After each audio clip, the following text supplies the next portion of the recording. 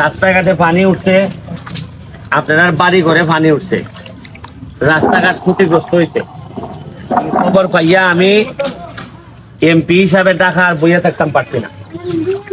আমার মনে হয়েছে যে আইয়া অন্তত আপনার সাথে দেখা করাটা আমার উচিত হইব, নাইলে আপনারা কইবা যে বেটা কি খালি বুটের সময় আয়, বুট ছাড়া দিকে আয় না। যদিও সব সময় আমার মাথার মধ্যে আসিল কেমনে কাম করন না করন, এখানে আইয়া যেটা খবর পাইলাম যে এইখানের মধ্যে সরাটার মধ্যে বাঙ্গার কারণে আপনারা এখানে পানি আই যায় নাকি তা সরাটা বান্দার সরাটা করার ব্যবস্থা করবো। আর ওই লিগা আমার কয়েছে যে এখানের মধ্যে বালু নেন যে যাচ্ছে